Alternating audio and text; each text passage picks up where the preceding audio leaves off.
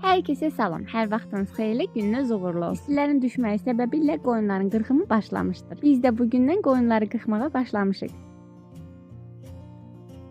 Damdakı işi yekunlaşdırıb gedirəm səhər yeməyi hazırlamağa. Çörəyin üzərinə süzmə, əlavə olaraq da çörək otu səpəndə çox dadlı alınır. Çörəyimizi yeyib qurtardıqdan sonra keçirəm başqa işlərimi görməyə. Qışda istifadə etmək üçün tənək yarpaqlarını yığmağa gəldim.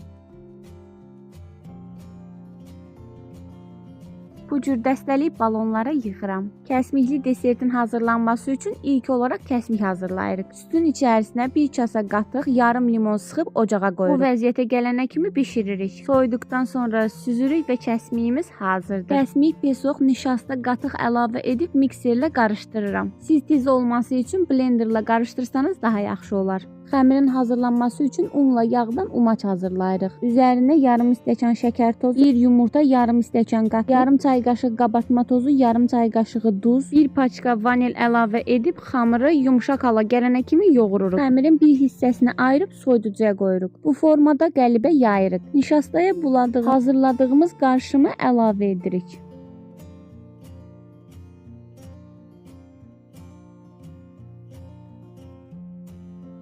Mən tez olsun deyə kənarda saxladığım xəmiri ərişdə kəsənlə doğradım. Siz istəsəniz süzgəcdən keçirdib üzərinə tökə bilərsiniz. Artıq hazırdır. Soyduqdan sonra servis edə bilərsiniz. Çox gözəl və çox ləzzətli alındı.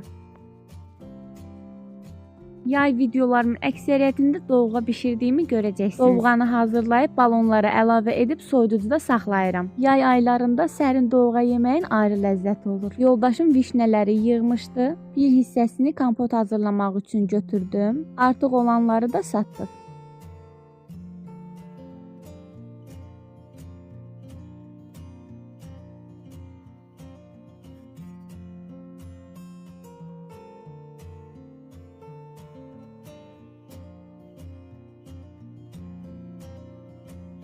İstədim bugün də birincik hazırlayım, onun üçün xəmirini hazırladım. Hər kəsin bildiyi içliyi hazırlayıb bu cür bükmüşəm.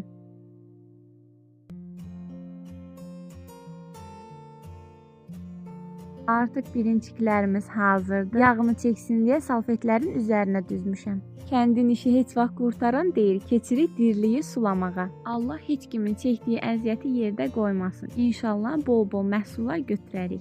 Yorğun bir gündən sonra keçirəm ən tez hazırlaya biləcəyim göy qorumasını hazırlamağa. Əvvəlcədən buzluqda saxladığım göyərtiləri bişirib üzərinə yumurta əlavə edirəm. Beləliklə axşam yeməyim tez bir zamanda hazır olur. Bildiyiniz kimi kanalım